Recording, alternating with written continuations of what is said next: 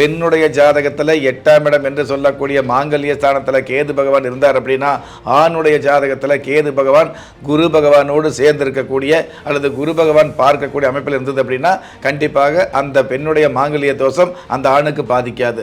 அப்போ இந்த மாதிரி பல்வேறு விதமான நுணுக்கங்களை சூட்சுமங்களை திருமண பொருத்தத்தில் பார்க்கும் பொழுது நம்ம தெளிவாகவே தெரிஞ்சுக்கலாம். அதையும் மீறி பொருந்தாத, அதையும் மீறி இந்த மாதிரி அமைப்பில் இல்லாத, கிரக அமைப்பு இல்லாத ஜாதகருக்கு ஒரு சில பரிகாரங்கள் செய்ய வேண்டியது இருக்கும். அந்த பரிகாரங்கள் பொதுவான பரிகாரங்களாக இருக்க முடியாது.